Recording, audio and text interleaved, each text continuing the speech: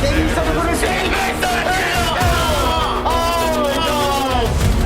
And oh my goodness, Spoon with the clutch play. That's a victory royale for Marietta. Anymore though, but does finish him off. Gets 2, gets 3. What a hit that hits him 65%. And does it go in? It goes in! It goes in! The line swing 5-1. 3-2, 4v1. 5-4v none.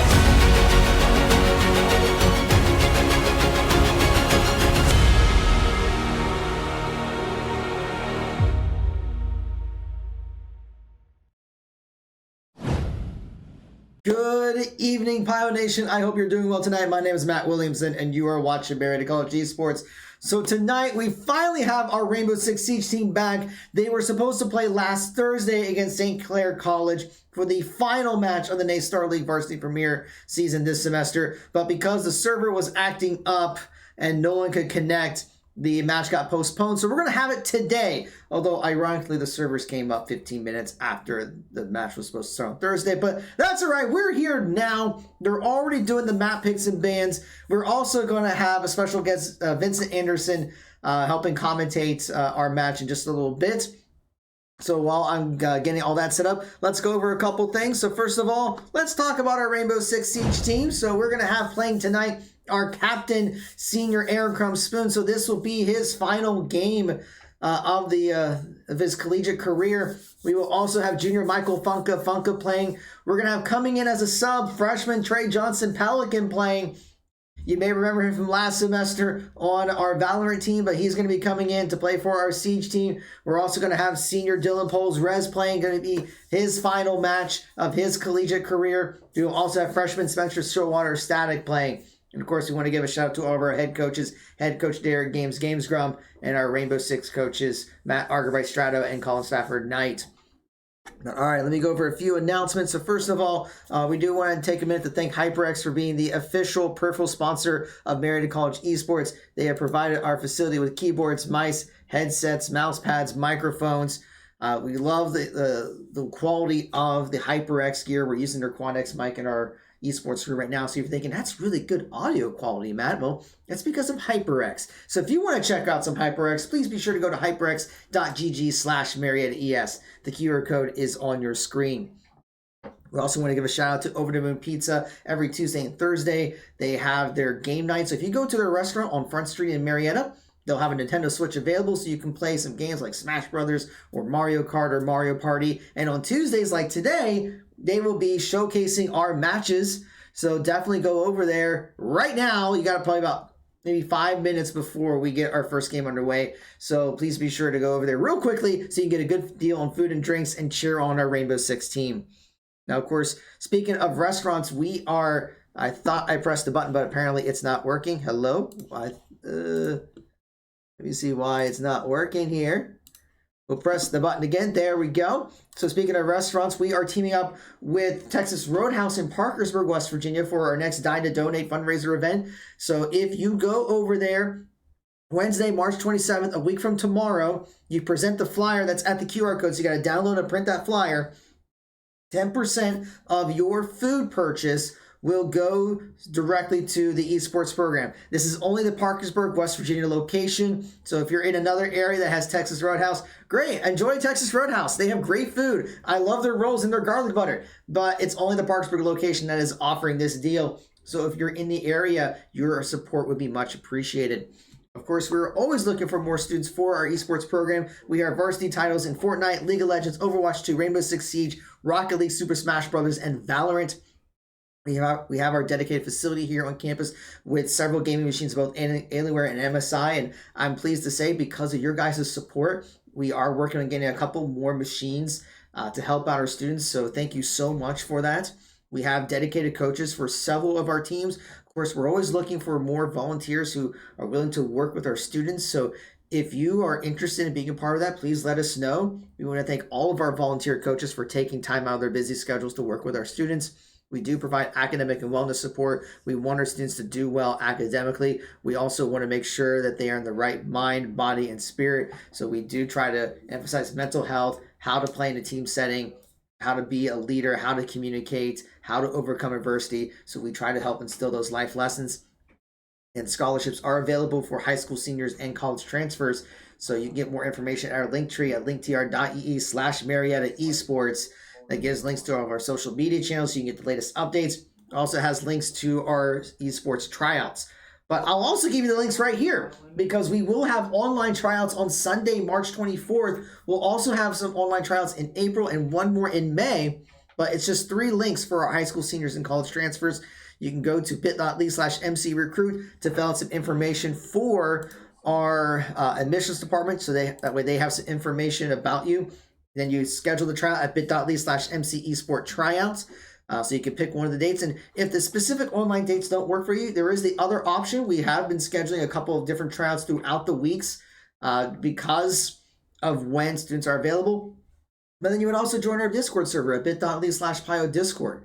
That way you can talk with our staff, you can talk with our students, and you also get notifications for when we're live on Twitch. Now, if you're following us on Twitch anyway, then you already know when we're live. Like right now, that you're watching. So that means you know that we're live because you are watching, and thank you for that. So speaking of that, I do thank you for your support. Thank you for following. Thank you for your gifts and your subscriptions. It is one of our main sources of revenue to help out our students in our program. So just as a quick reminder that if you have Amazon Prime, there is this thing called Prime Gaming, which gives you all sorts of perks by connecting your Twitch account to your Amazon Prime account. You can get free cosmetic items for certain games. Like I know in Siege, I have gotten some XP boosts, although I don't really utilize it because I don't play Siege a whole lot. But you can also get free games. But you can also get a free sub that you can use every month for any channel that you want. You just have to remember to renew it every 30 days. I know we've had a couple of Prime subscribers for the past couple of days, so we do appreciate that. So take a look, see if you have not used your Prime Gaming sub yet, and you could use it in our channel, and you get perks such as the emotes you see on your screen, like the GGs and the Let's Goes and the Pogs and the Hypes. So you can get that hype up for our Rainbow Six team as they're going to be starting up soon. I'm just waiting for the invite of when they're getting things started up, which should be any time now. I think we're just getting things set up in the lobby as we speak. So hopefully I will get an invite soon. But yeah, the last thing I'll mention is going back to recruiting, we would love to talk to high schools about our program. Now, what's great about some of these different online platforms, whether it's Zoom or Teams, we can set up a virtual meeting. So basically, if you have esports programs, then we can arrange a virtual meeting. So we got our contact information for our head coach. Now, I'm going to try to hop in Discord here real quick because we are getting things set up in the lobby, and I want to make sure that Vincent is able to join us. So I'm going to let him know that I'm in. So I'm just giving him a heads up so that way he knows that I'm in the channel. So when he hops in, I'm going to make sure that I can share my screen so he can see it. And make sure I have everything set up on my end because he can provide a lot more insight into these Siege matches than I can because I don't play the game that much.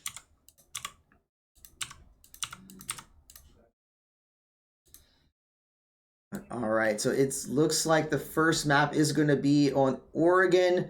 Marietta will be attacking first, so this will be interesting to see how things go.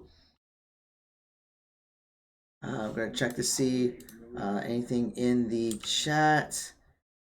Yeah, they're just setting up the OT sides as well as part of the map picks and bans.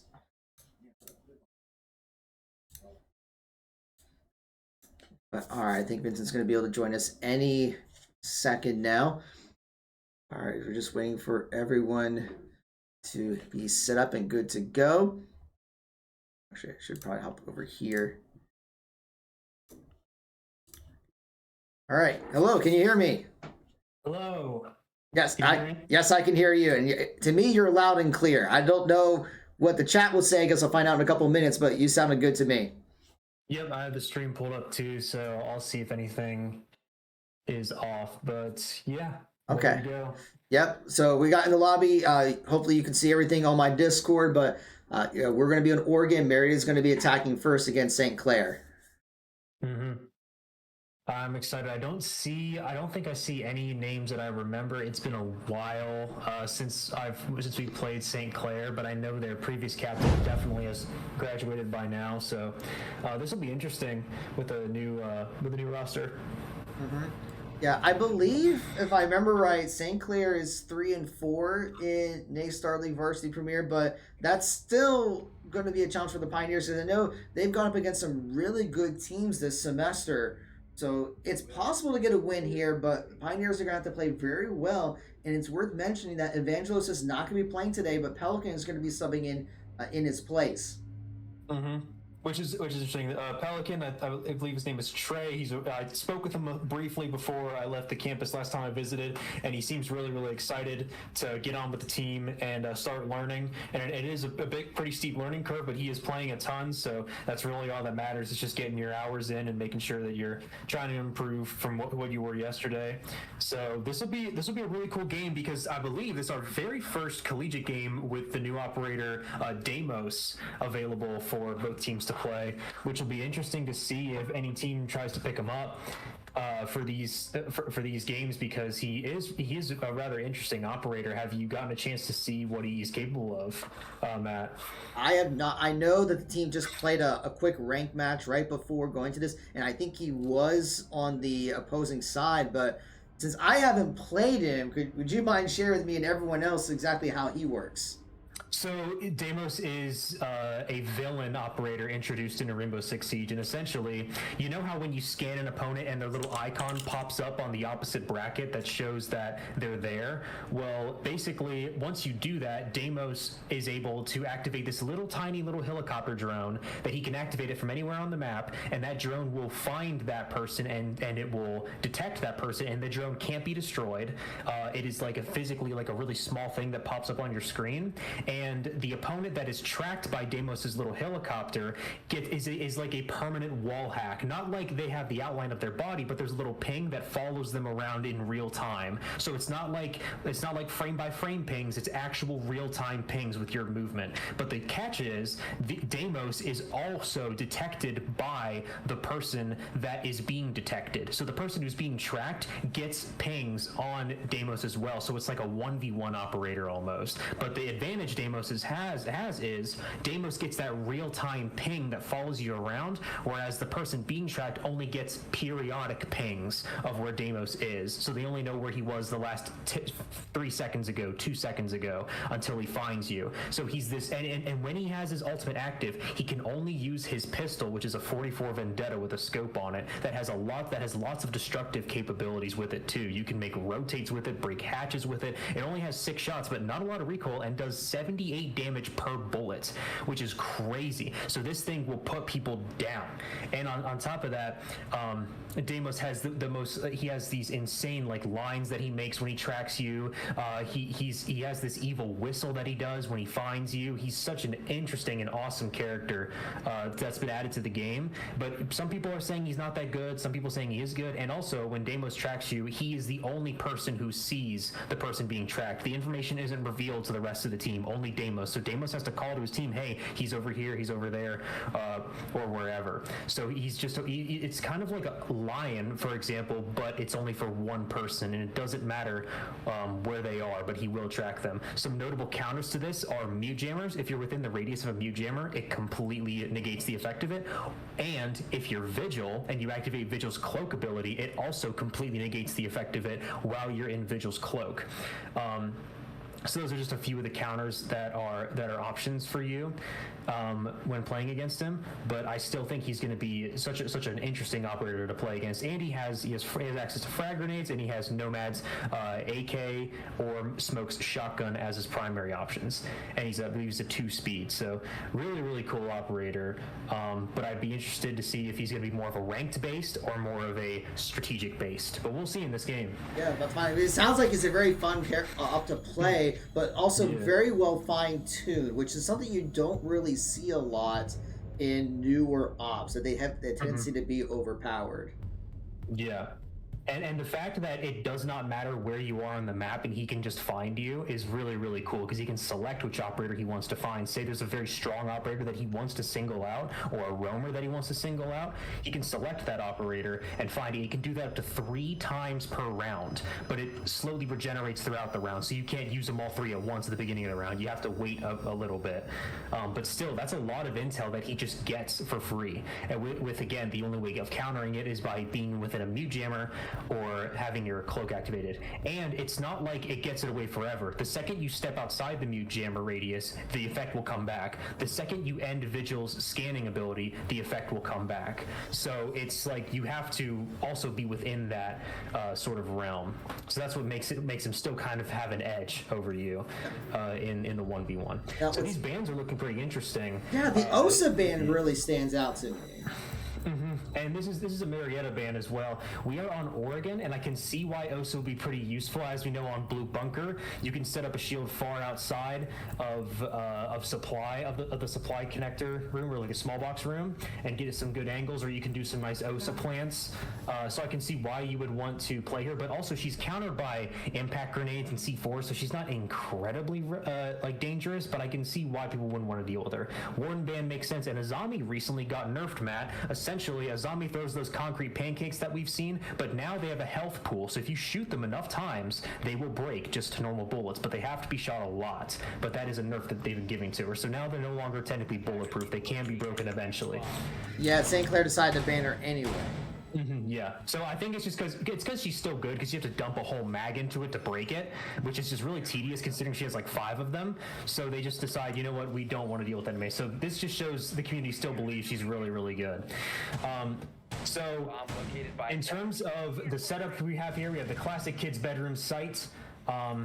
Nothing too crazy going on here. We do have the Aruni, Castle Jaeger, Mute, Mira. This is a very, very heavy util-based comp, all about just denying easy entry, forcing you to use a little bit of utility to clear out stuff. We do see Funka on the Ashe, which Ashe got a recent buff to where her charges do destroy Mira windows specifically. So Funka, with his 2 charges, actually has a lot of potential to disrupt Mira in that sense. Rez is going to be on the Nomad for any of those nasty flanks, and Pelican on the Dokkaebi because Dokkaebi is absolutely broken. Spoon on the Buck for his versatility and destruction, and Static for the extra intel on Yana.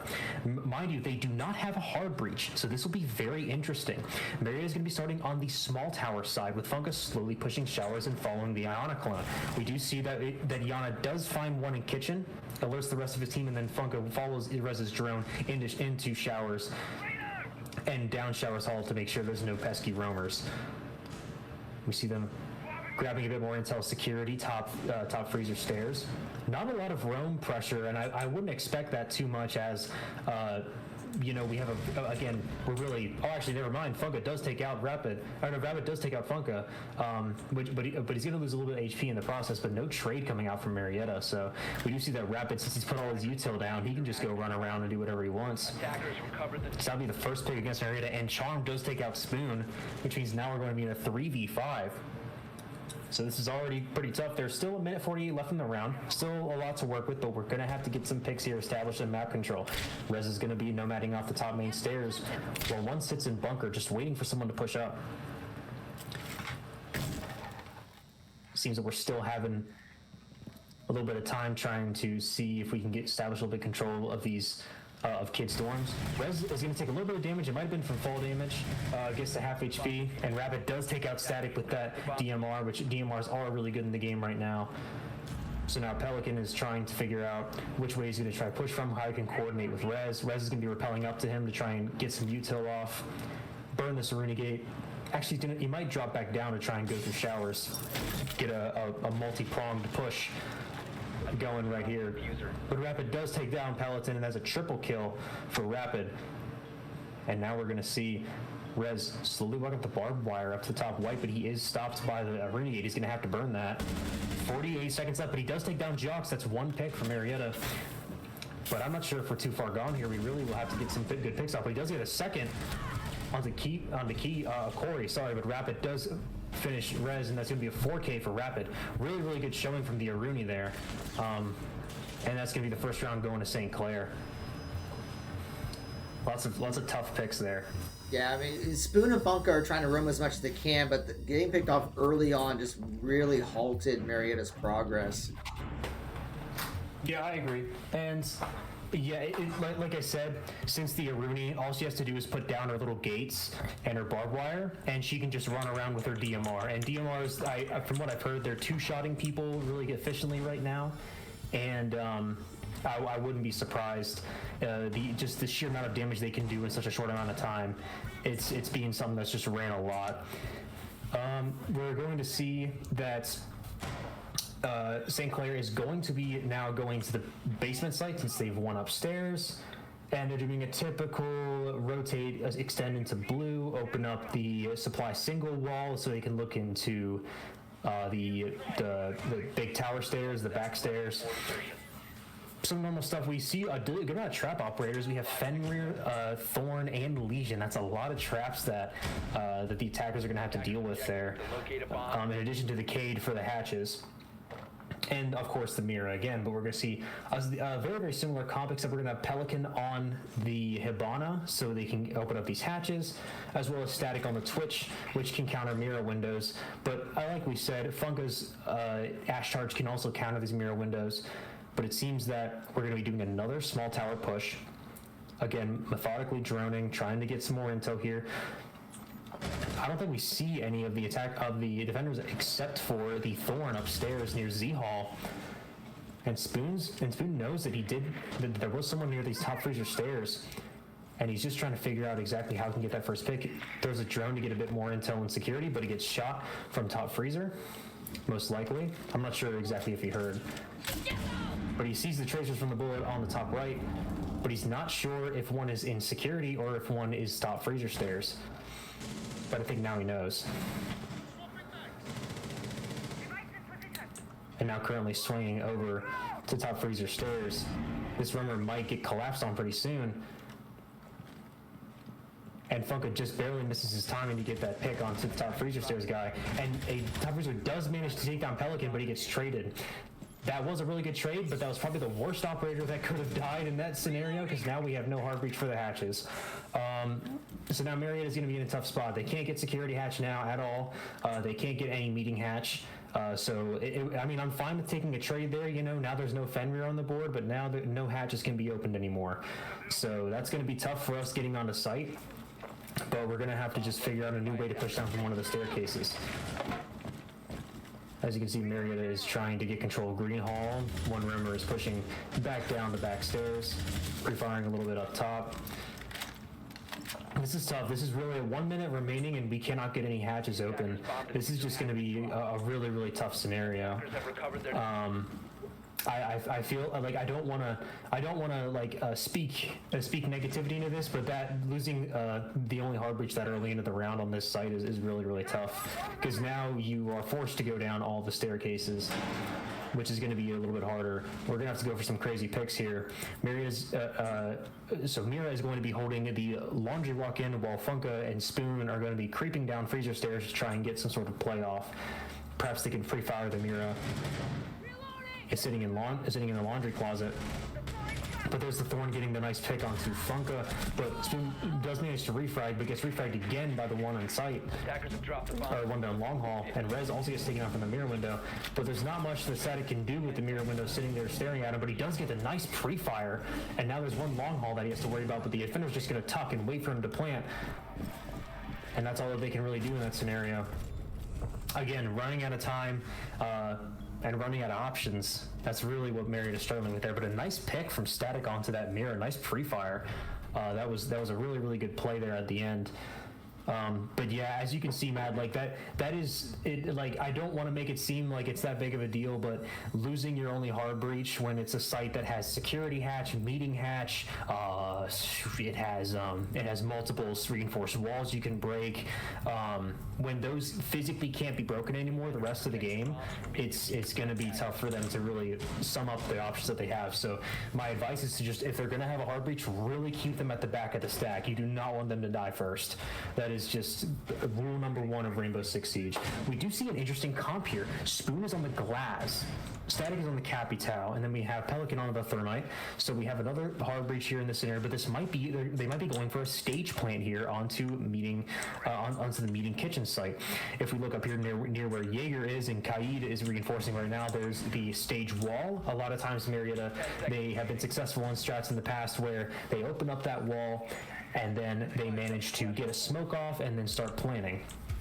The defenders generally try to counter this by throwing a C4, but the defenders have access to, seems, 2 C4s currently, which are really going to be the only way that they can counter this plant, as they have no other util for specifically denying it. They have no smokes, they have nothing like that along the line, so they would have to reclaim map control to shoot them if they get control of that. So let's say we're doing, again, another small tower push, staying consistent with it. Static is trying to get a drone in for Funka. We do see that Charm is just getting ready for any potential picks, as Ash already has control of dining, but it is castled off, which allows him to really get a ton of map control really early. And now we're going to see, but actually it looks like we might be going for a plant and kitchen here off of this single wall instead, and then using the glass smokes to maintain control of the area. But as you can see, we have 3 defenders having a 3-pronged hold on this default plant. It's going to be impossible to get a plant off in this scenario, but Funka does get a pick to pry a hole in the defense and on the Rapid, but then Charm does get a refight back on the Pelican, and that is their Thermite, but they already opened up the wall, so Thermite's job is done essentially. So Marietta still could get a lot done with this round, and we do still have can openers from the Static if needed. But we do see very close to the Jaeger, and Glaz almost manages to get that pick, but Jaeger's holding that with an Iron Mental. And we do see that Funka also gets taken out, so now it's a 2v4 scenario, minute 40 remaining on the clock, and now Static is in a 1v4 yet again. And there's just too many angles to go for. So as you can see, Marietta, they've had a very telegraphed push for the first few rounds. They've just been going small tower, small tower, small tower. They push in, they get plenty of map control. They open up the single wall in the kitchen, but if you don't pressure anywhere else, they can just hold from the hatch above, they can hold from the kitchen itself, they can also hold from the security room if they just hold on to that wall that's been opened up. Plenty of options for the defenders, which makes it really tough for the attackers to get anything off. So again, just trying to figure out a way that they can get some extra pressure or a Zane factor onto the defenders, so that way they can't just focus all of their pressure onto them trying to get a plan off there. So that's kind of why that strat was pretty tough. But Marietta, if they do manage to get a couple attack rounds here, this map is still really winnable. This map is very defender-sided. We see a similar I keep mixing up Mira and Marietta for some reason. A similar Mira setup onto kids' dorms. And we are going to see, again, another similar comp from Marietta. No hard breach, just another small tower push. We're going to see if Marietta goes into the small tower push again. And again, just the exact same setup we saw previously from kids. There's no changes to the strat. I mean, if it ain't broke, don't fix it. And there it is. Marietta's doing the small tower push onto the objective, but doing the initial Yana clone, getting some intel, but actually Spoon is going to be going by himself, droning himself on Big Tower. This is going to be interesting. Spoon wants to get a little bit extra, but actually Rapid takes down Funko within the first 30 seconds of the round. So that is going to leave Marietta staying in a little bit in terms of their attacking power, but at least it wasn't an incredibly impactful operator that they lost. But still, being in a 45 rest of the round is going to be tough. And Spoon is going to now try and take a little bit of Big Tower control. He's been droning for himself. He's trying to go on some lone wolf stuff, but Rapid does also take down Rez. Rapid is just going absolutely crazy right now and gets another kill on a Static. He is just getting more and more confident with every kill he gets. And now Spoon is realizing he's gonna get a little bit. He's got to grab a bit more map control and run back to his team. I did like the push from Buck, though. I wanted them to try somewhere different for once. So we're going to see if Buck can get an easy kill onto this Rooney. Rooney does not know that Buck is there. And he does manage to kill the Rooney, which is a huge pick. Very steady and calm and collected play from Spoon there. But now he's going to be pushing up to Z Hall and trying to see if he can get an extra play on the White Stairs.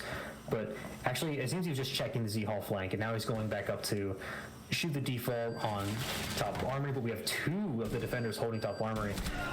But As you can see, Spoon was trying to get the pick there, but couldn't manage to get the last of it. Pelican is now in a 1v4, doing the best that he can.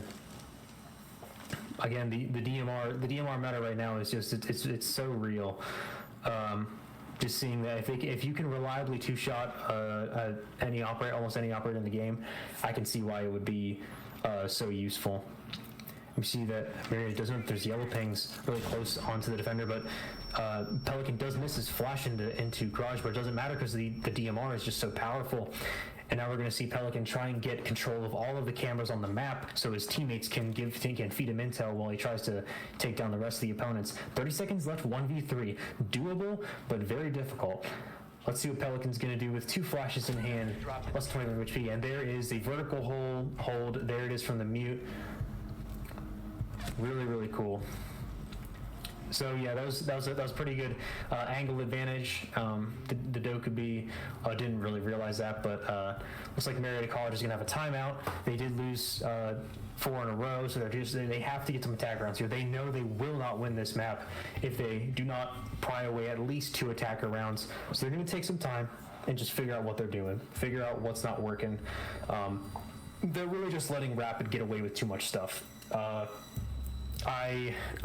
Usually, what you hear when you're clearing roamers is when you drone. So you're droning, right? And then the drone's going, the drone's rolling, and then it finds the defender shoots the drone, and then they fight the guy. Every single time this Rapid has fought somebody, he hasn't shot a drone first. Like, I don't think we're following drones a lot. I think Rapid is just going for these really good plays in these unexpected areas where there's no drone, and just getting an easy peek onto Marietta, and it's really costing them. So I think the drone efficiency is something that is just, it's not fun, it's rather boring. I think droning is one of the most boring parts of this game, but it's so important. It's so important because if you don't do it efficiently, this is exactly what happens. So we're going to see the Mira doing her usual setup onto basement. But now we have a Clash and an Ella and an Echo. This is a really, really interesting comp from St. Clair, but her Ella mines are actually, I've used Ella on this site before, and her Ella mines are actually pretty useful on that freezer area. They're really good for catching attackers slowly walking up and trying to be mysterious, when in reality you can stick 5 seconds left. the Ella mines below the sinks in the bottom left-hand corner. And we also get the infinite intel from the Clash. Marietta, again, with the same comp. Let's make sure that Pelican doesn't die first, and we'll be able to get all of these hatches open, and we should have many more angles that we can clear and potentially get lots of easy picks. So Marietta, again, doing the normal small tower push. But we do see the Ella is actually pushing up into dining, going to try and fight the Ashe. And she does get a few shots up, but Soon does manage to take her down. He does have a bit of HP remaining, but at least Marietta does manage to get the opening pick. This is what we need to start off the round right. Now Ella still has impact from her mines that she probably used all of them. I did not get to see if she did, but probably set them up already. So now Echo is going to be still on the cams. But as you can see, look at the defenders right now. There are 1, 2, 3, 4 1 speeds in the basement right now. All of the defenders from St. Clair are 1 speed operators. They're all anchors, so they're probably not going to be roaming anymore. Except for the Clash, who's going to be a bit ambitious since she has a shield. But Funko's going to be able to use his Ashe charge. But right now, the Marietta don't know that there are 4 1 speeds on site, and they're still worried about a flank. But look, St. Clair isn't leaving site. They're too bulky. They're too slow. But right now, Rez is going to try to use an air jab onto the Clash. But honestly, I think you should just flash the Clash or something, because the air jab is going to be a bit slow to activate. But the Clash is now just holding on to Freezer. But this is still a very winnable round for Marietta, as there is a massive disadvantage for St. Clair having such slow operators from their side. Still a 5v4. Pelican does manage to take out the hatch. He uses a bit too many pellets, but I'm not going to hold it to him. He is a bit newer to the game. But you can actually switch the number of pellets that you use for a better pellet economy. But it's not that big of a deal in this instance, since, he's really just opening hatches for the most part. Funka's going to be trying to take a fight onto the shield player near the rotate, and he does manage to take out Rez. But Funka's still trying to fight the guy on shield and almost manages to take down the Echo playing on the shield. But as you can see, those quick peeks are so hard to take out. And Spoon does get taken down by Charm, and we're going to see it Static still upstairs in Classroom. And Funka's still trying to fight this Echo, but he just can't manage to outmatch the speed of the Echo. And now Pelican manages to open up the freezer reinforced wall, but it gives the enemies an angle to actually peek onto him. And now it's just Static alone with his DMR and does not manage to take down so many opponents at once. And that's going to put Marietta down 0-5 against St. Clair. But yeah, you can see there, Matt, there was a clear weakness in their defense that the Ella was their only roam presence because every single other operator was a 1-speed. And the only person that could get ambitious was the Clash because, well, she has a shield. She doesn't need to worry if she gets a bit far from the objective because if someone shoots her, she can just walk back to it with her shield facing them. So, pretty interesting round, but as we can see, if Marietta just knew that they could have so much map control for free because of the speed of the opponents, I feel like they would have been performing a little bit better there. Let's say, it seemed like they've been better off maybe to rotate a different angle instead of they just kind of pushed that Clash very hard and got punished for it. So I wonder if they rotate somewhere else, that would have been a better result.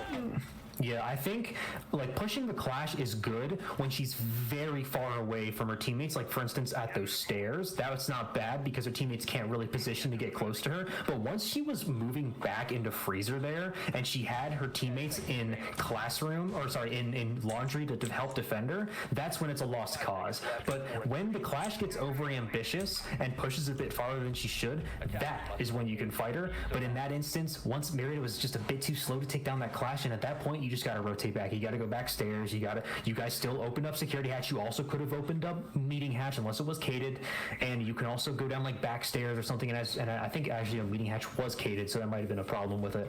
But you could have gone down, laundry stairs or something. Or even go blue. Really, it's what Marietta does with their time now. 2 minutes and 30 seconds left on the clock. Mariatta's going for the big tower push. This is going to be interesting. So now we're seeing that the defenders are going to be going, it looks like the meeting kitchen site, and both walls are cated in big tower. This big tower push is going to be really, really interesting. Pelican is on the Thatcher and is going to have to, and it's weird seeing all of the new grips for the guns. As you can see, there's a horizontal grip. But now Rez is going to be using the thermites to get a LOS into but it gets Cade tricked, which actually there is a way to perfectly counter this. So as you can see, the Thatcher is throwing his EMP grenade. Countering Cade is very, very simple because essentially what you do is you throw the there you go. You throw the Thatcher, then you throw the second one, and then it disables the next Cade. So that's just a common mistake. Again, Pelican will get better at it with time, but that is just another. It's what I call a mini game within Rainbow Six Siege. It's a little mini game that you have to play with the opponents to see if you can get that wall open. Cade does go for the C4, but it's going to land too far in the open for them to get any value off of it.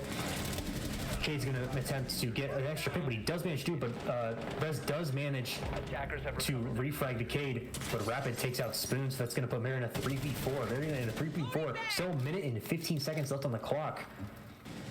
Tons that can be done here, but again, Marietta is only pushing from one side of the map.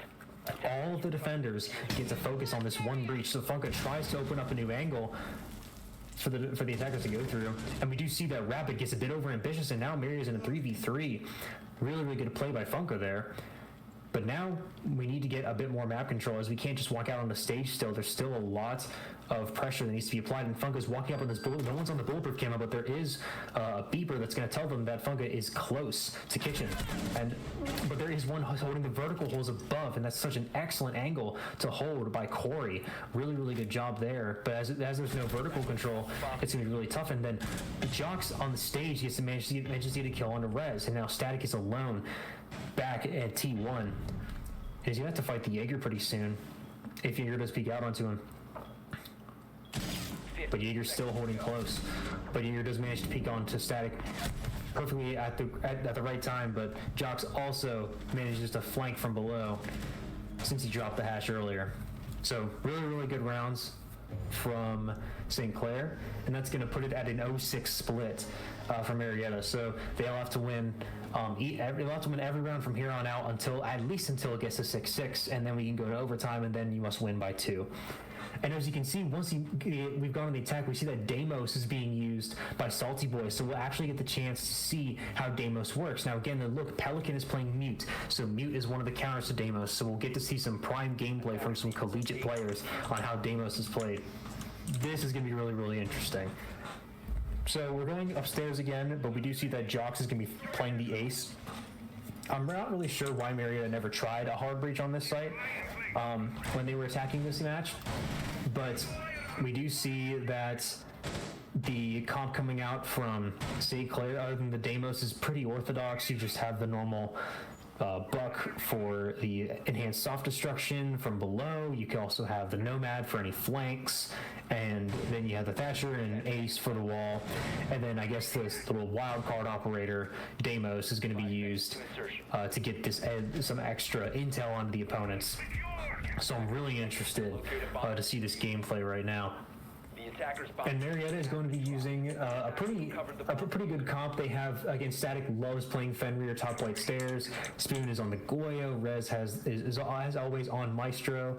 And then we have Funka on the Jaeger, being able to roam around. He still hasn't placed all of his ADSs yet, which is a bit alarming, but we still have Spoon contesting the front entrance. And he's going to be getting drone on split. This is what I'm saying. Spoon has to take out that drone. And now his location has been revealed. So fighting these people out at the main entrance is going to be really, really tough. But now we see the attackers are now pushing up onto the stage. And Buck is going to be trying to buck from below. Does he know that Goya is going to push him right now? This could be huge. But now Buck knows he's going to be pushed, but he gets taken out by Spoon. Excellent play by Spoon there. And now Spoon is being hunted by Deimos. As you can see, Deimos is trying to fight Spoon, and there's the pings coming out. And he does manage to take out Spoon again. The wall hacks really is a tough thing to play against. But now Salty Boy has claimed his first kill from Deimos, and will be able to scan again pretty soon. So that's what Deimos' ability looks like. That's why he was able to pre-fire Aaron like that, Spoon, because he gets that permanent info onto him, unlike other operators who might just get pings. So now Marietta is going to have to fight against the Deimos again, as Deimos may track someone very, very soon. It's a 3v4 for Marietta, and Deimos is seeming to strike fear, as he can go below and use his scanning ability to get a permanent info and use his Vendetta to try and get some extra damage off. And we do see that Pelican does manage to get a pick onto the Nomad, which puts us in a 3v3 now. And the breach is still open right here. But Pelican is an excellent pick on the Charm. That is a 3v2 for Marietta. This is still a super winnable situation. But now Deimos and Ace are still on the board.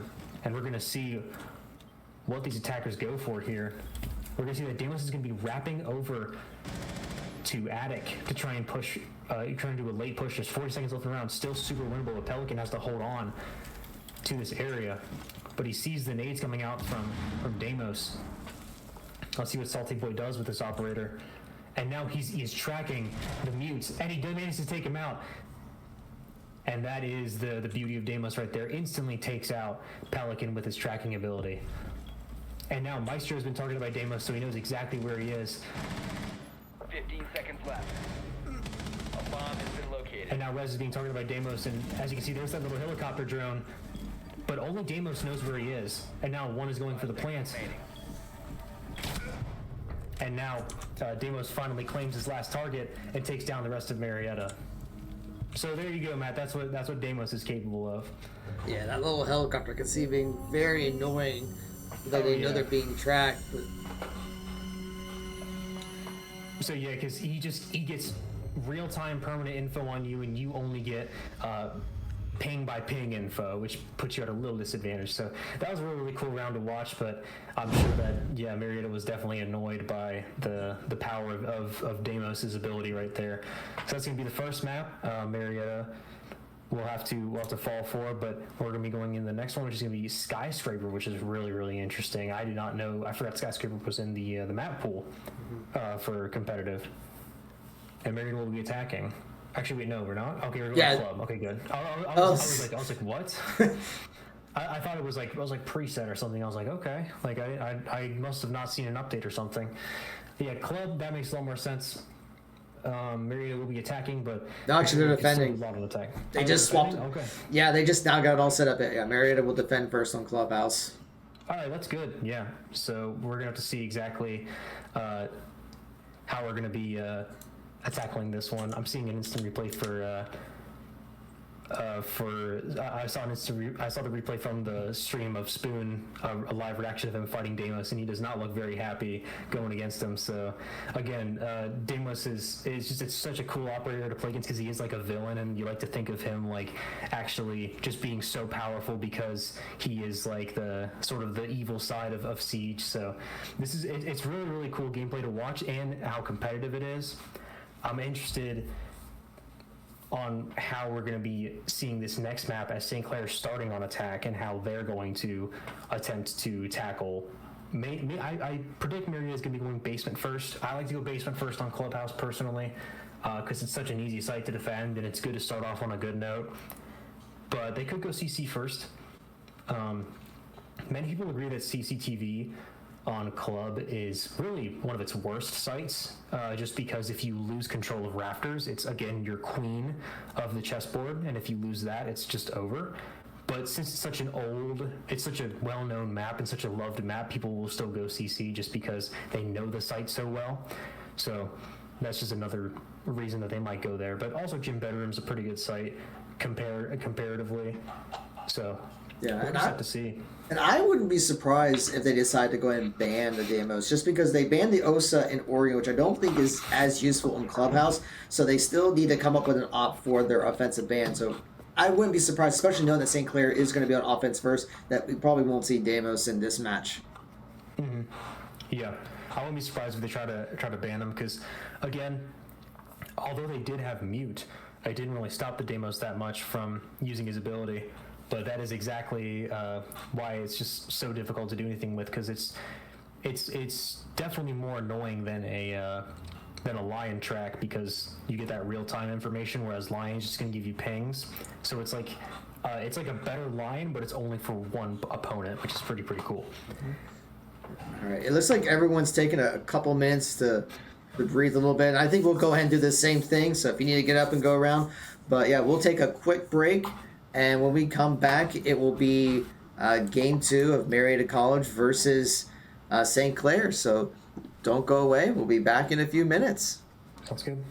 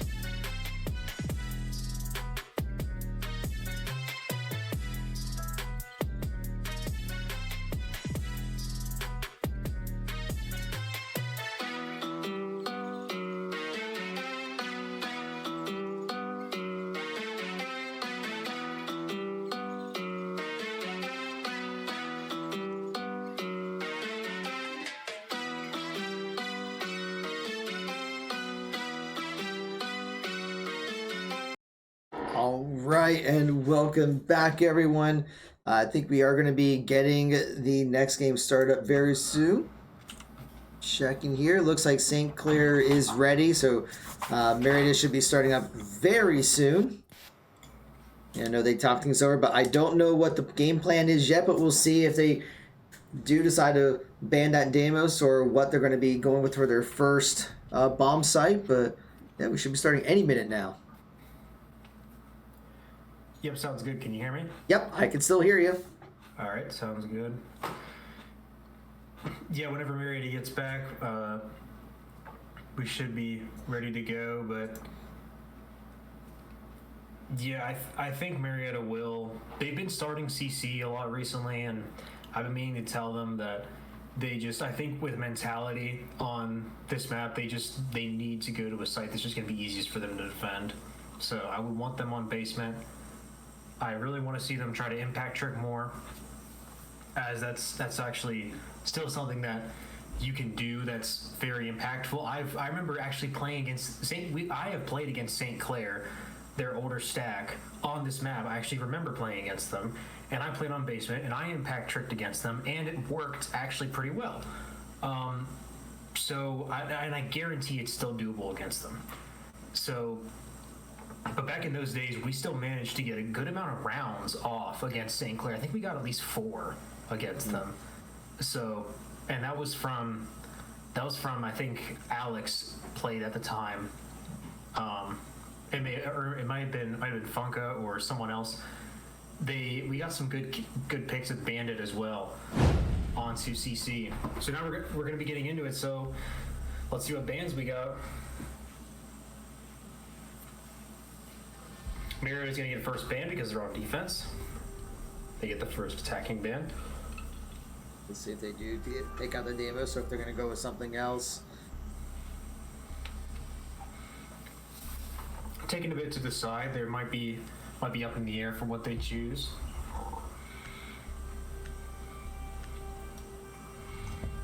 There it is, Deimos ban. Just as we had predicted. Now, while we're waiting for the demands, I did have a chance to look up the players. Is a Salty Boy already upset by not being able to play the Deimos? But I did get a chance to look up, and St. Clair is a very good team. They have 3 champions, an emerald, and a diamond on their roster. That is pretty cool. I will want to say I would like to look at their accounts pre-ranked 2.0. Not saying that their stats aren't valid now, but ranks in today's Rainbow Six Siege ranked are a bit, I'm not going to say easier to achieve, but they are more playtime dependent achieved. So I would like to see, like, before rank 2.0, were these guys high plat players? Were these guys diamond players? So I wouldn't be surprised if they were still like high plat or diamond or consistent diamonds. But like, I think the number of champ players before they implemented rank 2.0, there's about 1,000 champ players, and it increased to like 13,000 champ players. So not saying that champ isn't impressive, it still is a hard rank to get because you still have to win plenty of games. But it is something that I would like to see what their stats were beforehand. But still a really good team. I don't doubt it. They're doing really, really well with their coordination against Marietta. So now we see Marietta is going to go in basement first. That's exactly what we need. We want to start off on a good note. Someone on the opposing team, I think, left. Yes, one of the St. Clair people accidentally, seems like they left the game. Yeah, so I think there's a disconnect. Pause. Yeah, there was a disconnect with that. A game crash. Okay. Not surprised at all. No matter who anyone is, no matter what rivals you make in this game, no matter what banter or friendly banter goes on in competition, everyone in the Siege community comes together to agree that this game is just so horrible in terms of stability. And I'm not surprised that someone's game crashed, even if it's a legitimate PC problem, because I've been kicked from games for no reason. One time I got kicked from a ranked game, and I got an error message that just said, "You've been kicked from the game." No reasoning, no error code, no nothing. Just, you've been kicked. Not even an explanation on the internet or anything. So, Rainbow Six Siege sometimes just likes to do things like this at times because it gets cranky, I guess, at night. But yeah, so we'll have to wait for them to come back. Oh, I mean, did you hear about the merry-go-round of trying to get Funka's account working properly. Oh yeah. I don't even know why that is. I don't know why it's just Funka's account either. Well, the other thing is like we were trying to get support, and they basically is like, okay, open up a ticket. And every time you open up a ticket, they would immediately say, yeah, they delete the ticket and say the problem's solved. Every single time. So we tried every single avenue to contact them. It's just routing it back to opening a ticket. Like we tried phone lines, we tried Discord DMs, we tried social media posts, but yeah, it's shout outs to Ubisoft. Let me tell you. Yeah, I'm really not surprised. If chat doesn't know, Funka he plays on 2 different accounts, depending on now and obviously that he is on his main account right now, but he has had like a separate account in the past, and if he were to swap accounts, Ubisoft would freak out the Uplay software, and he would have to validate the entirety of his game files before logging back into his main account. And he would have to do that like every time. Yeah, but to be clear, everyone's watching. He is on the account that is tied to NACE Starleague. Yeah, this is his main account that is tied to NACE Starleague. What is it called? Starleague? Yeah. NACE Starleague. So this is his main account. I can attest to it. Yep. But yeah, so just a really interesting, but that's just one of the many problems that the game has. We see that St. Clair is going to be swapping. It seems to be a much more intel heavy comp. We have a Dokkaebi, Jackal, Grim, no hard breach. We do see the can openers from Buck, which might be all they need if they're just going to hatches. Now there are no hatch denial operators on this team right now for Marietta. There is a Mute, but Mute can't really deny hatches. So it's really just up to any impact tricking, but Funka has used both his impacts and Res only has one, and I don't think he's going to be trying to impact trick. He might, Spoon could try, or Spoon or Static could go for a C4 from Kitchen, but we have a lot of upstairs roam presence from Funka as Funka and another operator as well. I think Mute is up there with him. So we have a lot of people on the top floor trying to hold control of it. But we do see that the attackers are going to try and get this top floor control, and then work their way down. So we have Spoon on main stairs, Static and Logi, and we have Funka and Khan. 3 of Marietta defenders are at the top floor holding on to this push, but Static does get taken out pretty soon by the Dokkaebi, it seems. Corey manages to take him down. Marietta's going to be at a man disadvantage pretty early on, only minute 55 left in the round. Still plenty of time for the attackers to work their way down. We're going to see that Funka is going to be holding on to CC, but he may be getting Jackal tracked here very, very soon. So if I can see, I'm not exactly sure if I can see Jackal pangs or if he's being tracked. Might be below now that I'm starting to see him. Nice pre-fire by Funka. He does manage to down one of the attackers, and he might try and go. He can't use an impact to finish the kill, so he's gonna have to go and try and finish him himself.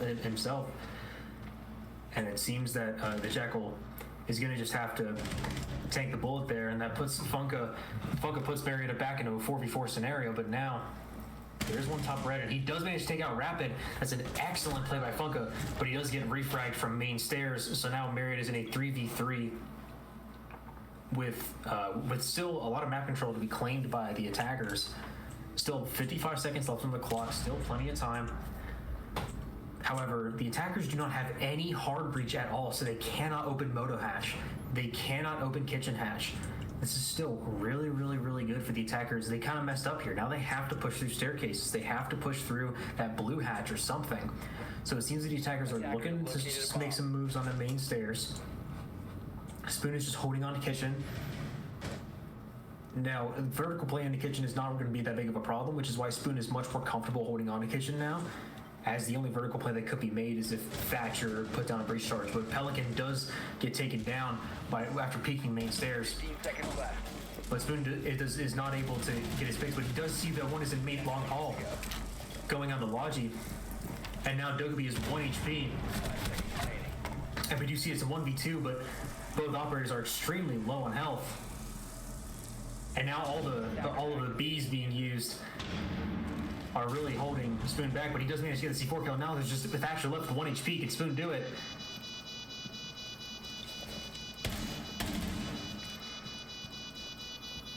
He does not know where that Thatcher is in Moto. Defenders have He might have heard Thatcher. Oh, but he looks at the ground, but does not pre-fire. He does not realize that Thatcher was low, so he thinks that he is. But that excellent crosshair placement by Charm. That was such a tough round, so winnable. But Marietta is going to have to just tank that loss. But again, such a close round. Yeah. I wouldn't be opposed to going back down basement there, as that's the best Marietta has performed yet. But they are going to just try and go somewhere new, go somewhere like Cash. Funka had a lot of good impact there. He got 2 picks. And Spoon also got plenty of damage off on the opponents, but just not enough to take him out. He managed to get Dokkaebi and Thatcher at really low health, but those Bs really prevented them from getting much else off. Yeah, I know you didn't see it, but Spoon knew exactly when he went down that he was definitely frustrated with the fact that he was not looking up and getting that headshot. Yeah, exactly. So really tough. I think actually I'm gonna have the stream also pulled up on this monitor, so I'll be able to see it, but in a little bit here. But 15 seconds left in the little prep phase. We see a nice little CC comp. Unfortunately we don't see really smoke anymore because of the no shield, but we do see a Bandit, Jaeger, Echo. We have Doc and Valk. I'm not the biggest fan of the new meta. It's so like running around kind of meta, but it's still a lot of fun to see how the defenders go for it. So Static is going to be trying to bandit trick against the Thatcher, which is actually very doable. Bandit tricking is very doable against the Thatcher. So Thatcher's going to be trying to drone in, see if they have a bandit. He sees that bandit is there, as on the drone next to Cash. Bomb has been located. And Static is just holding on to this wall. He does not care, but he could get naded from below if attackers manage to get a little bit of map control. So let's see what the attackers take it from here. Covered the bomb diffuser. Or he can't get naded because nades can't be cooked anymore, but he could get bucked from below. So we're going to have to see exactly how this round goes down. Looks like they're rotating over to the Logi side, and we do see that Khan Single is going to be broken open. So now there's a little bit more map control to be taken from the side of St. Clair, and everyone is holding positions, getting ready to get control of site. But Funka does manage to get a pick onto Jackal, but the site wall does manage to get opened up. So this is still a good advantage for Marietta, up 1. But now that the main breach has been opened, this is going to be really tough for the attackers to push if they want to get some sort of map control here.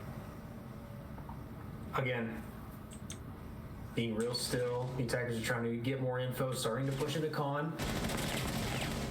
And Corey does manage to get a pick on the Funka, and Pelican gets downed. This is a tough scenario. Now Mario's in a 3v4. But one does have the play to potentially get a C4 pick onto anyone planning. Now 2v4, and the attackers are starting to get control of they're starting to get control of the main site. And now Spoon's going to go for the C4, but it does not manage to get off. And now top right Sarah's going to take down Spoon and Rez, and that's going to end the round. Sorry, I just saw the reaction from Spoon in the stream, and it was I agree, it was pretty tough to see that happen from the previous round. Yeah. But yeah, not a horrible round from Marietta. It was just we lost control of they lost control of Khan, and then through that little doorway, we kept peeking them and trying to take little gunfights, and they managed to take down 2 of us. And that really put us at a big disadvantage and allowed them to get a lot more map control than they should have. Realistically, the attackers shouldn't have been able to win there, because if they're all funneling through that little doorway, it's really hard for them to get anything good off, unless they have a lot of util dedicated to it. So now we are going to see Marietta back down at basement. It was a really close round. I do agree they should go back there. I honestly would have gone back there for round 2, but Marietta's going to see what they can do. Similar comp setup. We have Static on the mute, Funka back on that Solus, Pelican back on the Jaeger, we have the Goyo and Valk, everything back in its normal location. And again, we have the same comp being used by St. Clair. They're going to try and run this back. Now, again, I still think this is a little worrisome. Grim also has can openers. I forgot about this. Grim also has hard breach. So I think they're doing this to correct the problem that they had last round, where they could not open hatches because they just didn't have hard breach. But now, as we can see, if it's hatch based, you don't really need a big of a hard breach because you have these secondary hard breach gadgets. Because they're not as concerned about opening up a wall as they are opening up hatches. And we see Rez holding on to the dirt tunnel. And just normal defense is set up for Marietta. Con single is going to be opened up, it seems, by the can opener from Buck, and also a separate can opener from Grim opening the gym bedroom wall, the gym hall wall actually. And Spoon is going to be really close to strip side. We might see Fiesta tries to go for a C4 kid play here, but Fugga is going to be taken out by the DMR. But Static manages to take out Corey, but Rapid refrags him, so now Maria's at a 3v4. Lots of operators lost, and the attackers are so far upstairs, and now they're starting to push down the main stairs, so attackers are gaining control of these main areas super fast. And now Jox is getting control of the main entrance double door, as his teammates push down red stairs and try to get on the secret stairs. Again, Marietta is in a 3v4. They're going to have to get a little aggressive here, get some picks, do something, because this man disadvantage is going to be tough if it's played in a normal way. Now the attackers still have access to can openers. They could open up Moto Hatch. They could try to open up Kitchen Hatch. But again, Marietta only has one impact grenade or C4 to try and deny it. So lots of tough util here. It's going to be utilized. And then we see that St. Clair's going to be pushing blue and main. But Rez manages to get the pick onto Rapid, which is huge. Rez is holding on to blue with his life and still has that impact ready to go. This is a 3v3. Super winnable for Marietta. He's going to be pushing back to Oil Pit, Rez is, to see if he can maintain his position just a bit longer. And Pelican's just holding on to Moto Hatch. I don't believe Moto Hatch might have been, Moto Hatch I think was opened. And two drop into Moto Hatch and then beautiful pre-fire by Pelican. And he also manages to take down the Jackal. That's a 3v1 in favor of Marietta. And now Jox is the last one alive. He manages to get in through Moto. And now Rez is going to have to fight Jox, but he is now trapped inside. But Spoon does manage to take out from main hall and does get that final kill onto Grim. Excellent plays by Pelican there. Really, really good double kill on the Moto Hatch drop. That was, I think that's a nice little highlight for him to really just maintain control of that Moto drop. Was really, really, really good because he knew where they're going to swing from. They have to swing in a horizontal way. They drop onto that hatch and he's just ready for him. So great first kill, great second kill. That really secured the round for Marietta there, put him in a nice 3v1. So now Marietta is on the board. They have a defensive round. So lots to look forward to here. Marietta needs to keep this momentum going with CC. And what did I say, Matt? Like, I knew basement is a site that you win as a defender. So if you lose, I still would recommend like going right back to that site because you know you can win it as defenders. It is just it's such a good site to play, especially first off. Now, Marietta is going to be using the same comp for CC as they had previously. And we're going to see an Ash and a Capitao from the side of St. Clair. Now, 5 seconds remaining. this is going to be pretty interesting. We're going to see a similar usage of the Thatcher to go against the Bandit. And let's see if Static, he is the resident Bandit tricker for Marietta, but it's not an easily acquired trade. It's something that takes a lot of time to figure out. But we're going to see how the timing works here for the Thatcher. The mini game is going to be played again for this Bandit tricking. I really think it is a bit of a weakness for Marietta if there's no control below, because he could get bucked from below. And there is the secondary hard breach being used on, I believe this is either Con Single or it could be Garage as well. I wouldn't be surprised if it's Garage. And there are the Capitao bolts being used onto Jaeger, onto Bandit, which is going to force him off the wall. Pretty good usage of utility there.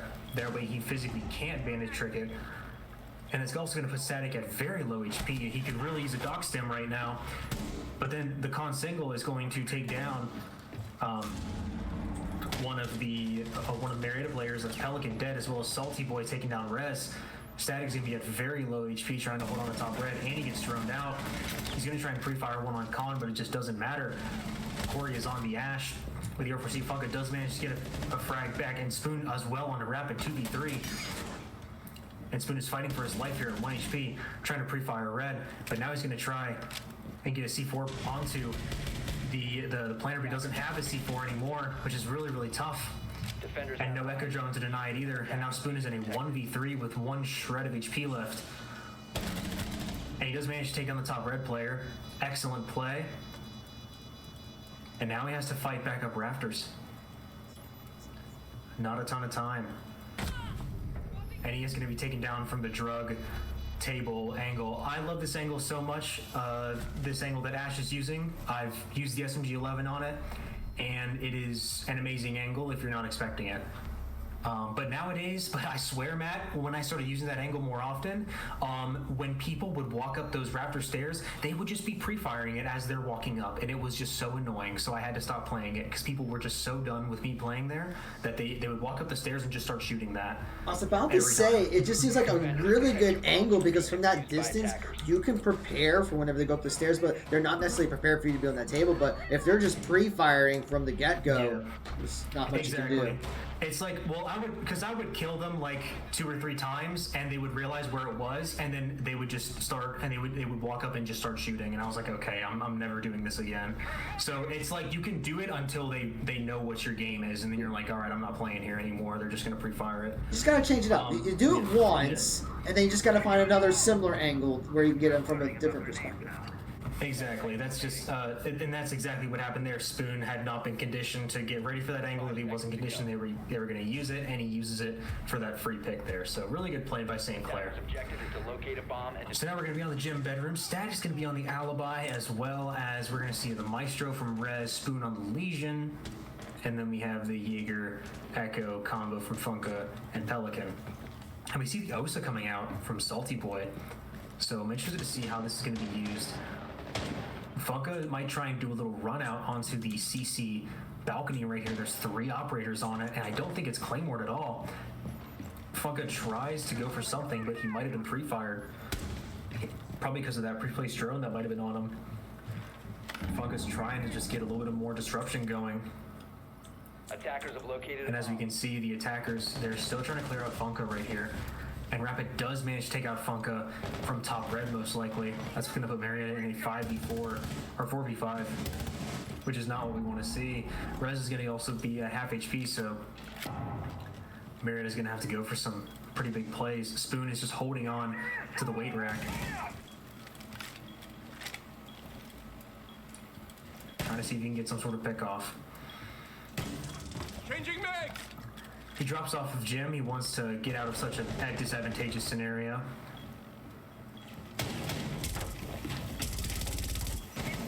And we're going to see one in CC trying to apply extra pressure to Pelican. Pelican is really good for this late game, but he's really trying to just hold on to his life right now. And there's tons of pressure going on from Jim from Jacuzzi Wall. And then Charm is going to take down Rez. It's going to put Marion in a 3v5. Plenty of util to be spent as well. Rapid taking down Static. We do see that Pelican does try to kill one off of Legion Mine. But Spoon does manage to take down one outside of the gym window. A little bit tough for him to get the finishing blow off, but he does manage to get it.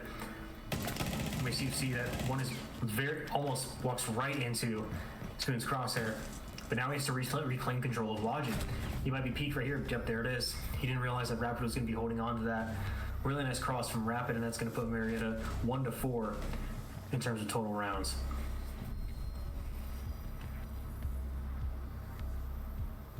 Yeah, that's just really hard. I mean, when you're in that 1v4 situation, it's like no matter where you go, you just have that chance to gain peak. There's really isn't much you can do at that point. Yeah, you just have to look for as many fights as you can and just hope for the best, because after all, you're statistically going to lose the round anyway, so you might as well just do everything you can with what you have. The great thing about Siege is that there is no economy, so you might as well go for it every round. Go for something, because you got to play it like you're intending to win, not intending to kill people.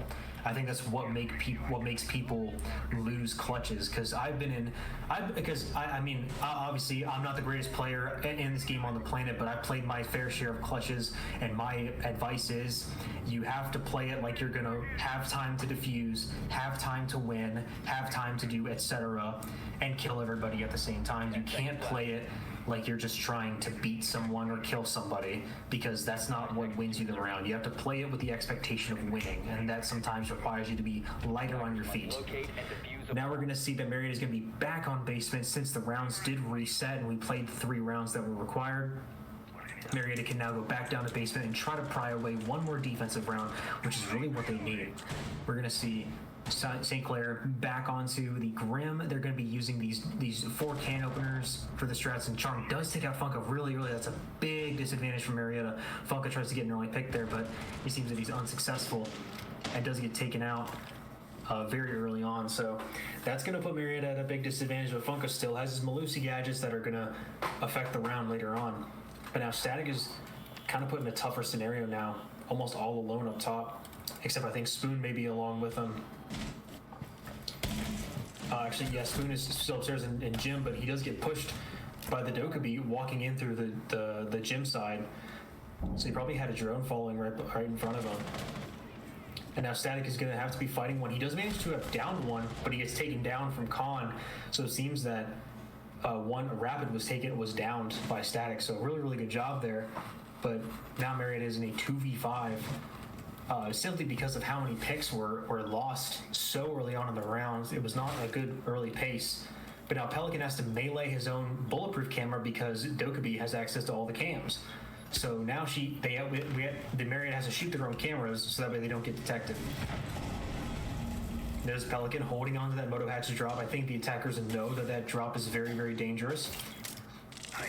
And we do see that the Grim Bees are going to be used to hold on to the positioning as needed. And he does manage to get a random headshot kill onto Blue, but then one is pushing in from Blue now, from Moto now, which does take out Pelican.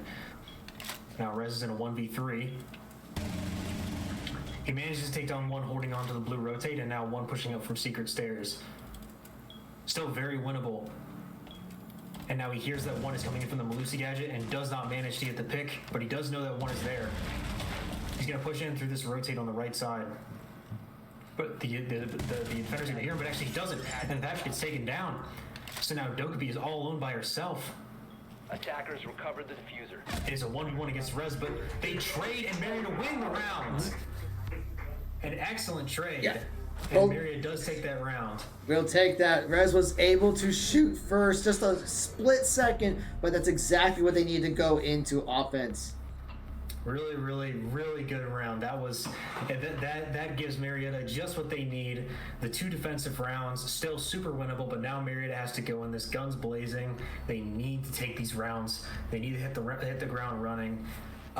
Because they still have a bit of climbing to do. But excellent play by Rez there. Manages to take out one going in from, and this is what I'm talking about. Like this is, if we look at the clutch scenario, he's constantly rotating and looking for these fights. That is what you need to do to win clutches. He peeks the guy in blue, manages to kill him. He throws an impact to the wall and he just runs at it. He just goes because he has to reposition himself so the defenders don't know where he is and he can get a drop on them and get a pick, and then he rotates back out of Moto. And then he rotates back, and then he rotates back again and fights the guy Moto and manages to take him out. Yeah. So again, being tricky like that is what you need to do to win those clutch scenarios. Really good play by Rez. Yeah, and just to be able to push around and get the rotate for the pick. I think he actually finished with the 4K, because if I remember right, he had a triple kill before that last fight with the Dokkaebi. I wouldn't be surprised. Yeah, that was a 1v3 plus potentially a kill. Yeah, I would not be surprised at all. So Marietta is now going to be on the offense. They have a lot of soft destruction here. They have Sledge, they have Zoph, Ash, plenty of soft destruction for the defenders.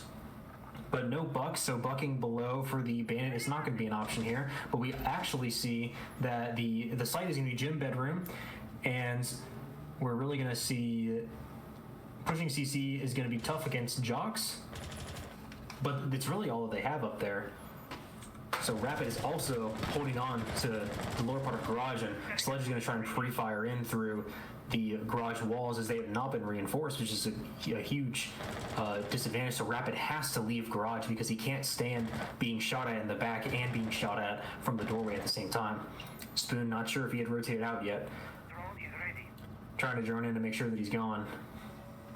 And Rapid is going to rotate back into stock and just try to hold on to his life.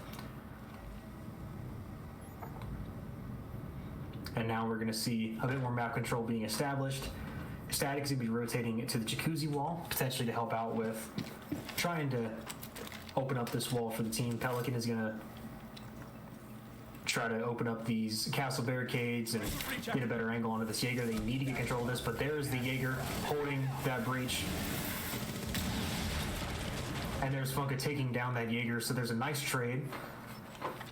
So it's a 1-for-1 trade, but Marietta gets both the kill and some map control, so still pretty good. But now we have this mirror that we have to fight. But the Castle does flank up red, but Funka gets the refrag. Again, excellent trade from Funka. We're at a bit of an HP disadvantage, but that doesn't really matter too much as long as we're able to get another pick. Funka takes out the bulletproof camera.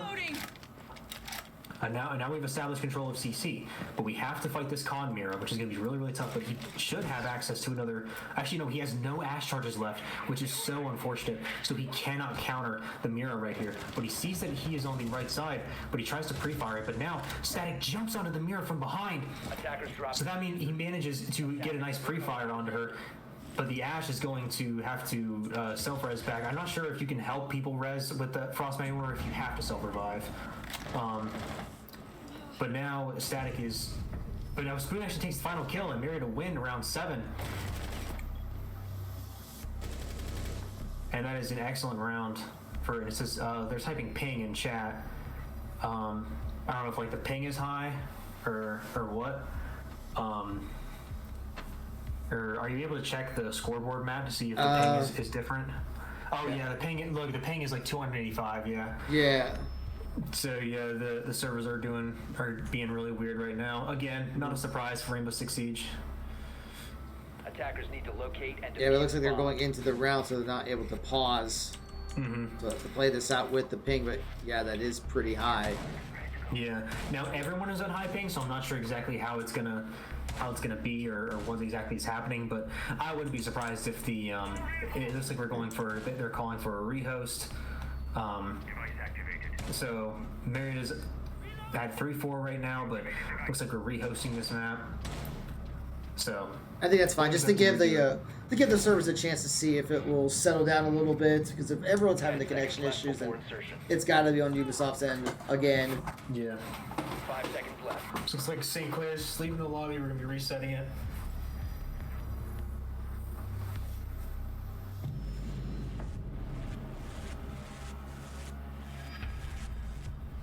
Alright, we will get out of this and then try to get back into here.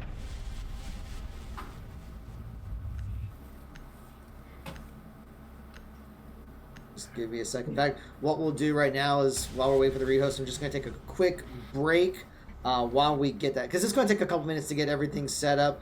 So I'm just going to go ahead and get the break set up here. So for everyone, don't worry. We'll be back in just a few minutes once we get the rehost set up. So don't go away. We'll be right back. Sounds good.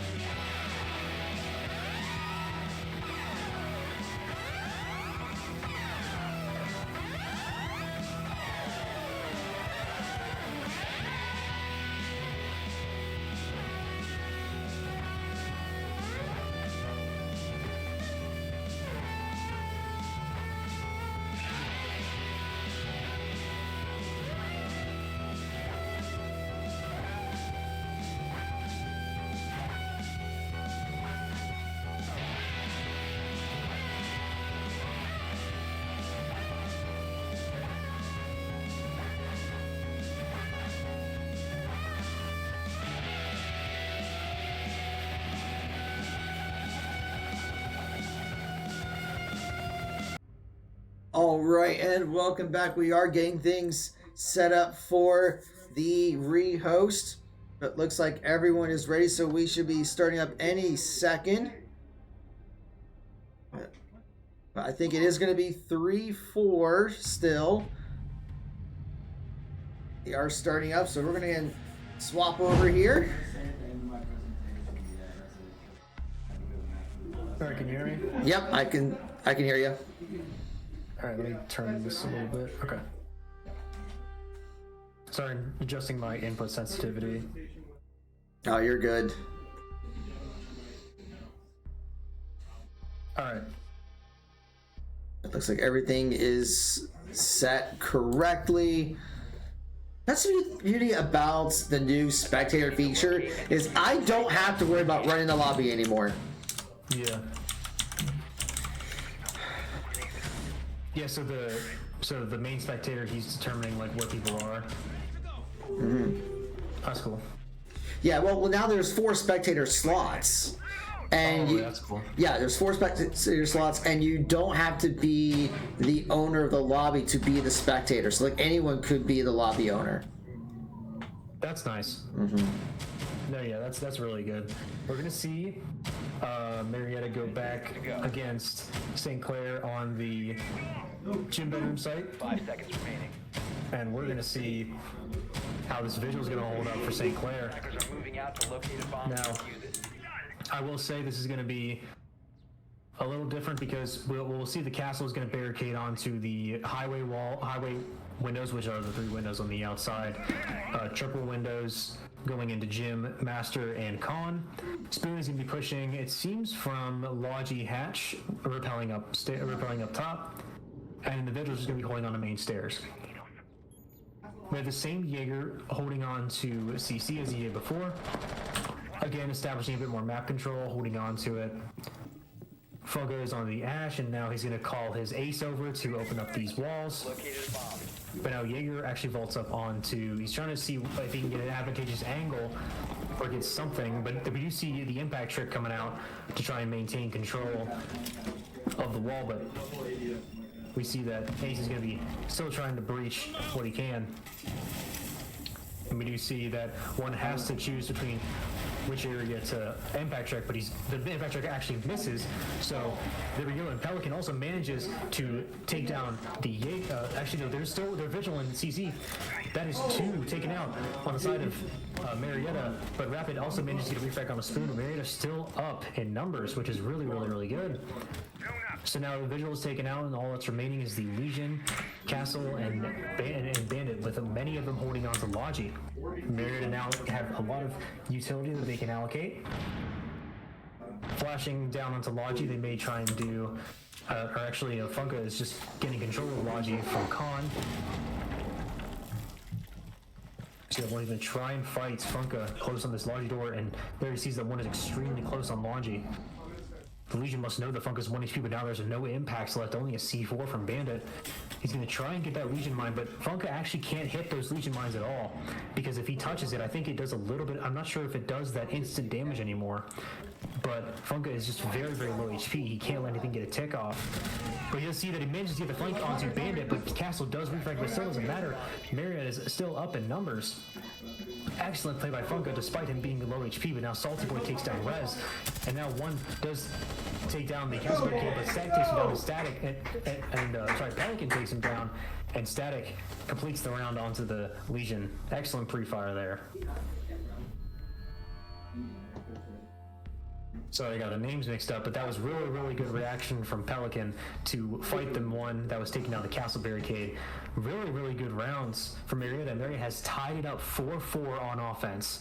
This is really, really, really good. If Marietta can maintain this momentum and get it to and get these next rounds one at a time, we could see a very, very strong victory from Marietta. But first, we need to focus on gaining the advantage here now. The Marietta still has to, they have a big mountain in front of them. They need to take the basement site on Clubhouse. Again, this is a very, very defender-sided site, and the defenders are not letting up on anything.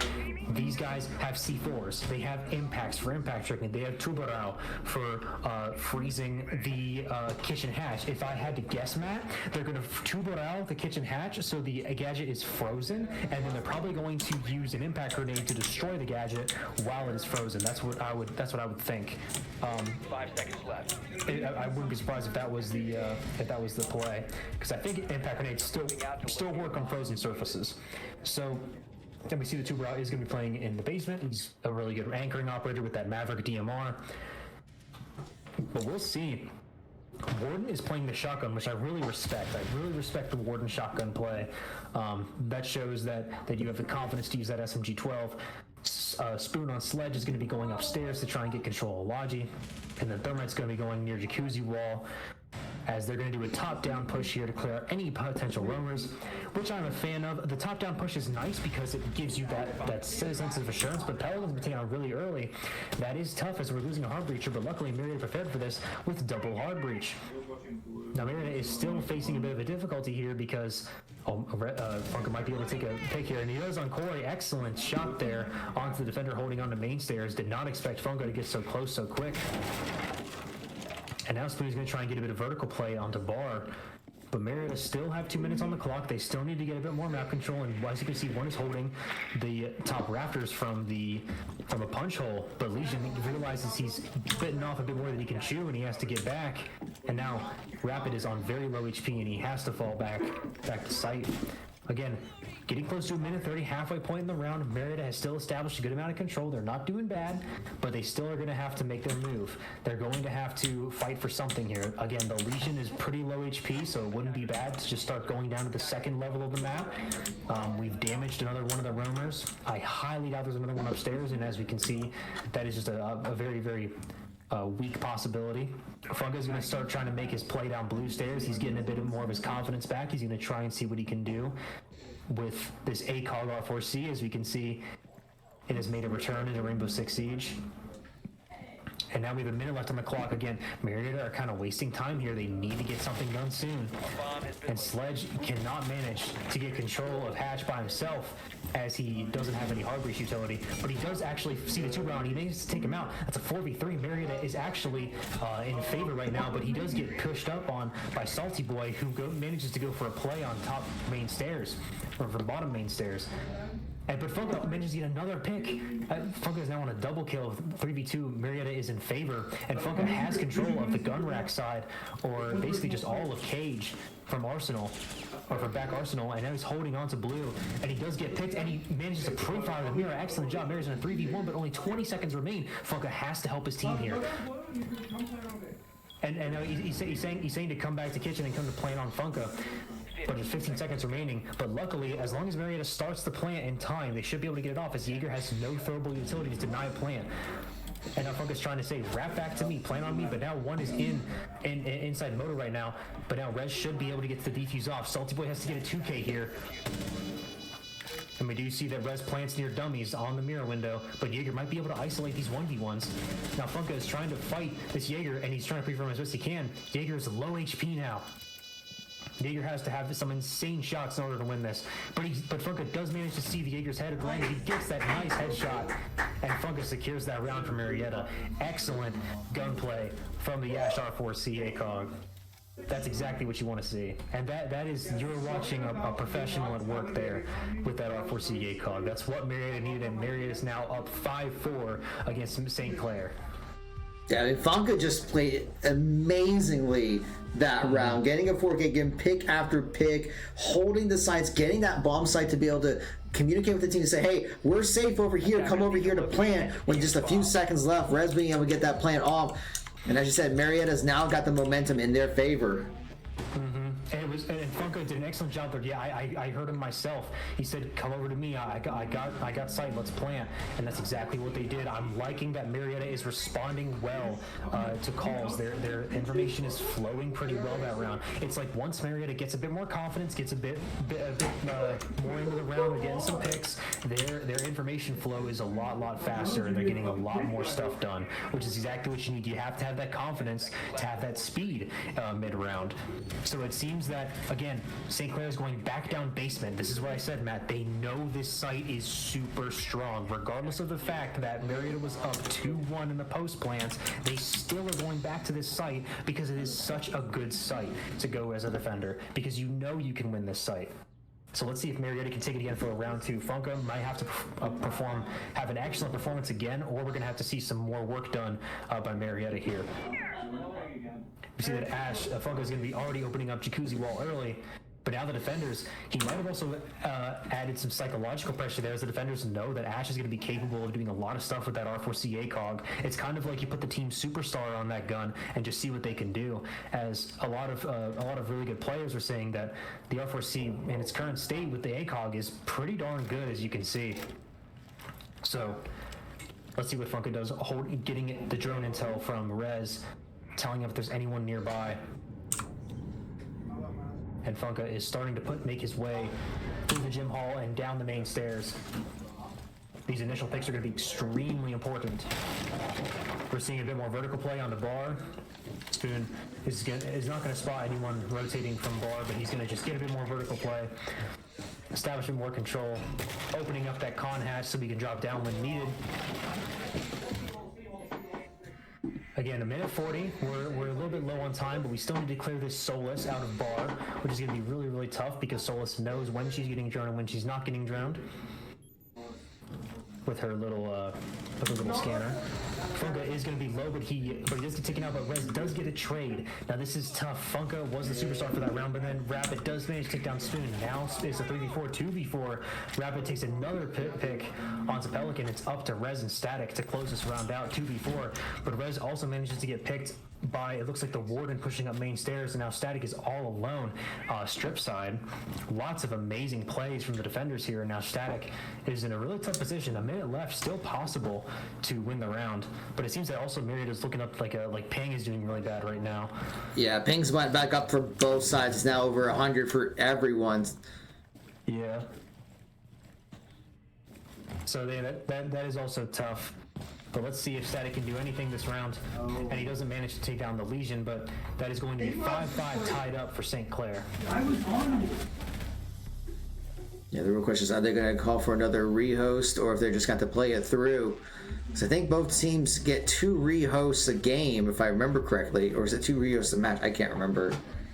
I'm not sure. It might be 2 rehosts. It might be 2 rehosts per map. I don't remember. It might be 2 rehosts per match. That would make sense. Yeah, but if each team got them. Well, no one's calling for it, so I think they're going to play it through. Well, I don't know. Yeah, I wouldn't be surprised. Looks like no one is moving on the side of St. Clair. Yeah, game's crashing. Wait. Wait. They're saying wait. Okay. They paused because I think it's because of the lag. They thought they all crashed, but that's not the case. So they are going to play it through. Yeah. All good, not too surprising. We're going to be, so now St. Clair has taken their win on the basement site, but now St. Clair can't go this site anymore the rest of the game. They have to play suboptimal sites now. They have to play Gym Bedroom. They have to play CC. They have to play, I don't know if they've won CC. Actually, no, they haven't. I don't believe so. So this means that now St. Clair is going to have to just play sites that aren't going to be as optimal for them, as basement is such an easy site to play. So if Marietta gets these next 2 rounds, they can close this out without the option of OT. And they're playing as easier sites, so this is still super winnable. As we can see, there's always going to be a frost when you're playing Gym Bedroom, because it's just such a good piece of utility to have down on these little rotates here. And they're also going to be good for just making sure that you can't jump into a window for free.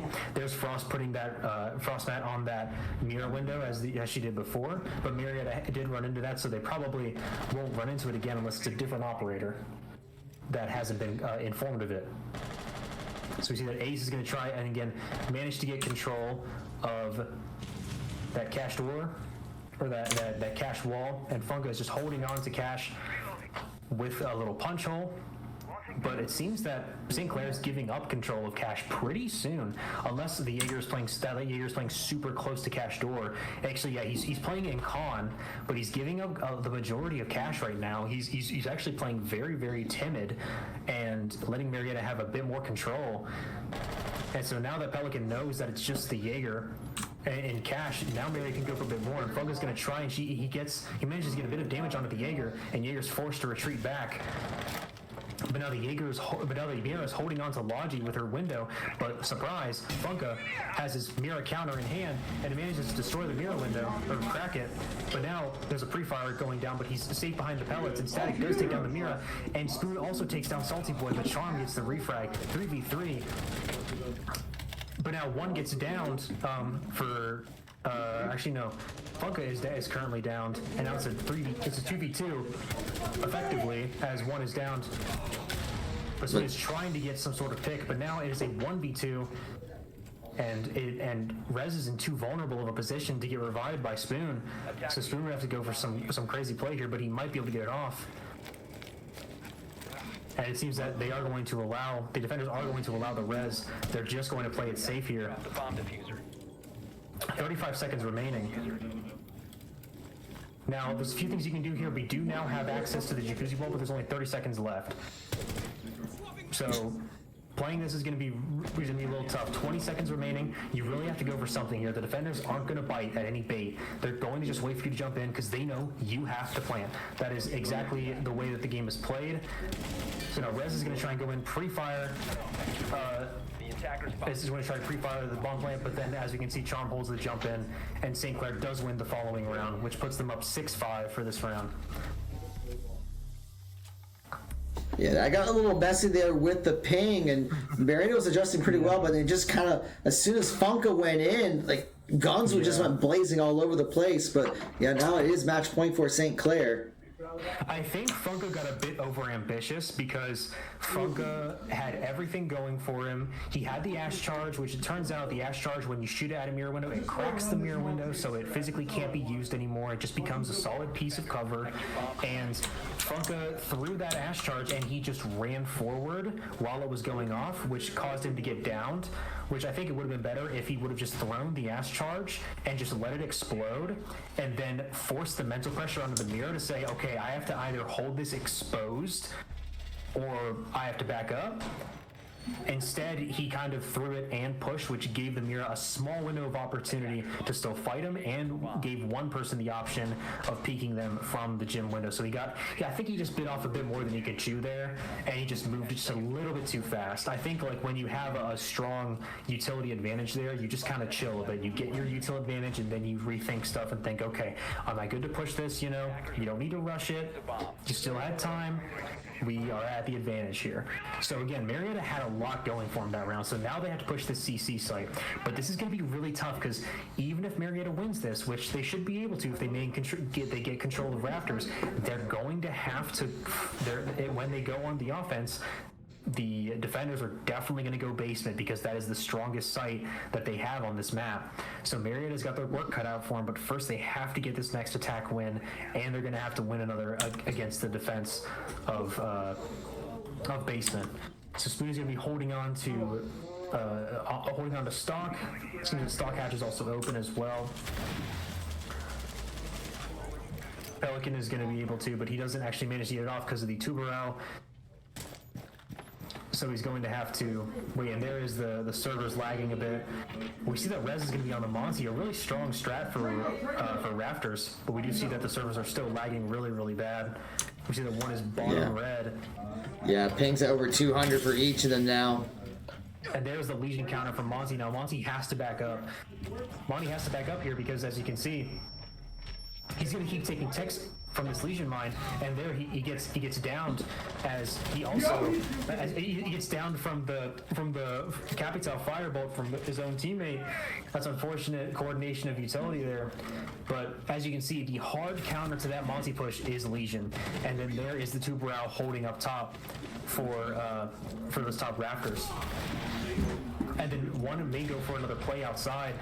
And but he does manage. But Spoon does manage, or Sadie does manage to take down Rapid, who was trying to run out on him.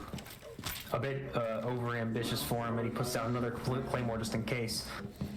But now, Marietta only 2v4, and they have to get this round off, or else they are not going into a map 3. So Marietta are really going to have to do something about it soon. They don't have any Raptors control. They don't have any site control. They're all just both outside the building. And they're running out of time. Really makes it tough. Exactly. 45 seconds remaining on the clock. They're going to have to do something. These are some of the newer members, but they're trying to fight and get a refrag onto the Raptors, but they can't. And St. Clair do manage to win the second map. An unfortunate game of 7-5, which it is tough because, you know, the servers were doing so bad, and it's just typical Rainbow Six Siege stuff. But, yeah. Really, really tough. And Marietta did do their absolute best for what they had, and if they would have I think they definitely could have managed a better showing if the servers were a bit better. Yeah, I think so. Especially that last round, because that's when it just spiked. And I think because that spike, it was the worst possible time for Rez, because he had the Monty shield up and he couldn't do anything about the Legion ticks, because if he did, he would be vulnerable and get shot in the face. So there's just not much he can do at that point.